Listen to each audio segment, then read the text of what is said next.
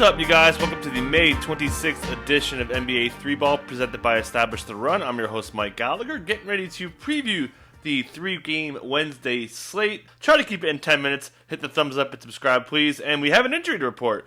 It's Nerlens Noel with an ankle injury. We saw him kind of get cut down in the second half. May have been a rotation thing, but he was stretching out the ankle. He's had ankle issues before. Has missed time this season with ankle issues. We know he's really not durable, so definitely a possibility he doesn't play in this one. Pretty good shot given it's the playoffs, kind of a winner-go-home mentality. Got to win this game at MSG. So the easy analysis here would be if Noel, like Gibson's going to play probably 30 minutes, and then Julius Randle probably plays some center. He's been really good as a center. Talk more about his matchup. But playing him at the center spot could get top in a couple. I wouldn't put him on the board, but that would also help Alec Burks a little bit. Maybe that helps Frank Ntilikina and some smaller lamps to fill minutes that way. Talk more about that in a second too. But we got to keep an eye out on an injury here. All right, previewing the Wednesday action in the context of Game 1. Talk about matchups in that way. And obviously the headline was Joel Embiid getting into foul trouble. Still in 30 minutes, had a 38 usage rate, 69 true shooting, 102 pace. Those are good advanced stats for him. So if this game's close, I don't think it's going to be. He could really do some major damage against these three centers that they're throwing at him. Ben really got talked about after the game for his play, 15 assists, not a fluke, 24 potential dimes. The up-tempo style suits him great. Westbrook was on him. We know Westbrook, not the greatest defender, too many chances, tries to go around stuff too much, so I think Ben will be better as far as scoring goes. Certainly won't go 0-6 from the line again, I hope. Maybe he does. And then Tobias Harris also was a major beneficiary of Embiid. He scored 24 of his points in the 16 minutes without Embiid compared to 13 with him. He's still pretty good with Embiid, and he just destroyed Rui Hachimura, so should be good. Certainly can't see him hitting 37 again, especially if Embiid ignores foul trouble. And we saw this kind of be a 10-man rotation, which may get trimmed down. Doc Rivers had said previously that he may go wide with his rotation and then kind of trim it down as he figures things out. But to the Wizards side of this, Bradley Beal, he was the guy that he still scored 33 despite seeing most of his matchup time on Ben Simmons and Matisse Thybulle. Like, could you pick a tougher matchup? And the big reason why I got up to 33 was driving. So if you listen to this, I've been talking about how he's been driving a lot and hasn't been able to hit on those drives. In Game 1, that's what happened. 23 drives, made all 10 of his shots off drives to get him to 22 points. So that's when we saw Beal really pumping those 40 spots, 50 spots.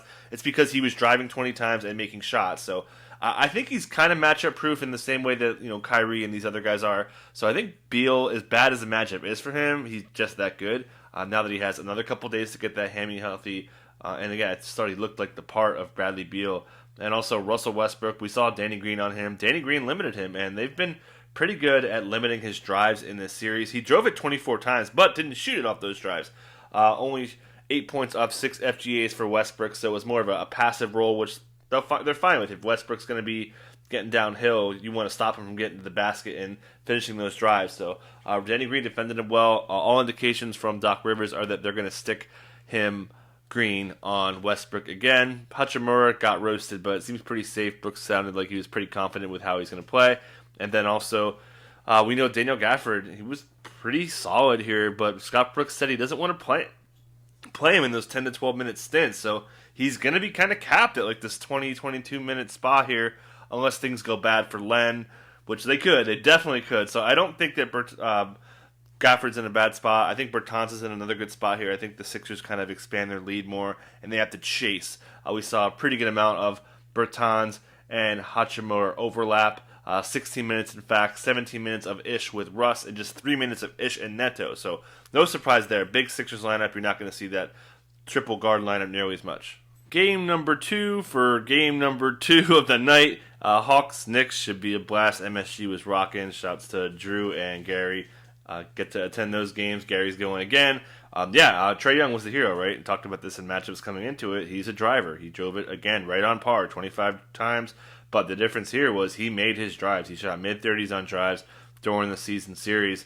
He upped that. He was really effective there. So I expect him to dominate again. They talked about doing different things defensively, but I don't know what they could do. You can't hard double him with the size that they're going to bring. He's just too good. He's too good deep. So I think Trae's kind of set up unless they absolutely oversell. Which, if you do want to bet against Trey, definitely get some Bogdan, definitely get some possible John Collins. We saw Capella had 7 screen assists. He was really used as a high screen and roll man, as expected. That'll happen again. So I think the Hawks, this game's going to be really slow pace-wise.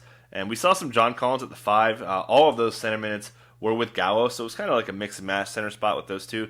But yeah, the rotation seems pretty solid. Lou Williams, no overlap with Trey. Trey actually said to McMillan to let Lou go a little longer. So I would expect Trey to be up a little bit in minutes. I think he'll be 37, 38 in this game. If it's close, it should be. Probably the most competitive game of the day to me.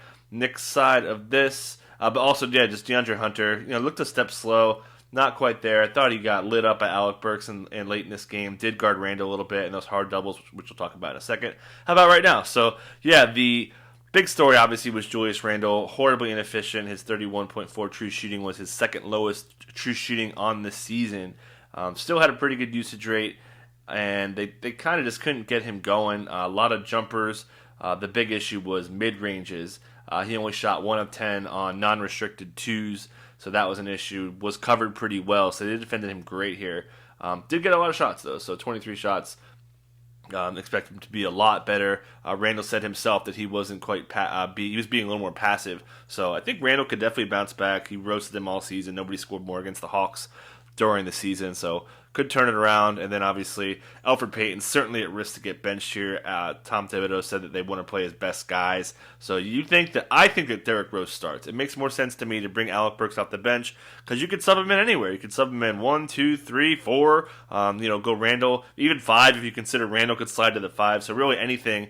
You could be ready to put Burks in, keep him fresh for the finish. So yeah, I definitely think Burks. Obviously 27 is a tall task to repeat. But I think he's going to be pretty solid. I was big on him coming into the series. I think he'll be important, as mentioned in the Open.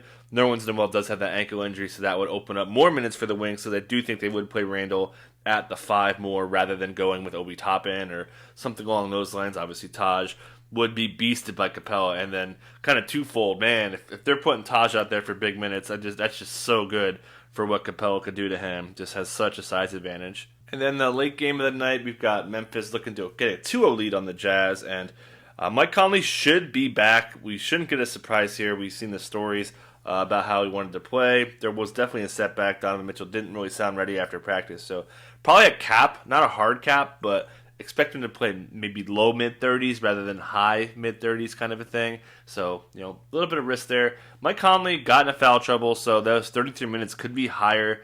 They were certainly careful with him. He was aggressive, too. Did a lot of driving. Should have a decent amount of that as well. We know he's really good off-ball. Like we saw last year when he came back, he was chucking and making a lot of catch-and-shoot threes. So, certainly think Conley is going to be a big factor here. And even Quinn Snyder brought him back early with foul trouble because he thought they were just out of rhythm. Gobert also in foul trouble, kept him on a shorter leash because they thought Favors was playing so well. So a little bit of upside gone from Rudy if that's the case. Certainly not worried about it. I think Gobert could really bounce back here. Boyan certainly would be affected if Mitchell's close to 100%. Very stark splits for Boyan and Mitchell. When he is with Mitchell and Conley, he has 16 points per 36 versus 24 points per 36 with just Conley, no Mitchell. So keep in mind on that one. But I expect the Jazz to come out firing. They got a lot of wide open threes. They're going to be wide open again here. I was really let down by their performance in Game 1, even without Mitchell. Grizzlies side of this, yeah, it was a Ja Morant, Jonas Valanciunas pick and roll festival. Drove it 19 times, Ja did. Really good pick and roll numbers for him. Was very good control of the offense. We had those floaters going in there too. Valanciunas had 15 screen assists. So again, that 1-5 pick and roll was certainly on display. We know Dylan Brooks went off. Had a 32.3 usage rate, would have ranked 6th on the season for him. Big man's going to probably guard Conley. He'll be a huge part of the offense again. And he's been chucking the ball lately. He has 20-plus field goals in half of his games this month. That's more than he had all season up until May with just 5. So we know he's chucking. We know he likes to chuck, and he's getting the chance to chuck. So Barkley ended up right there with all the chucking, so expect him to be pretty active. Besides that, Kyle Anderson benefits from a little bit of the small ball lineup they've been using, and looks like they're going to play him a pretty good bit too. So tough to match what he did with those 6 steals, but I like him to a smaller degree. So should be a good game. I think the Jazz should take care of this one, but we'll see. That's it. Catch you next time.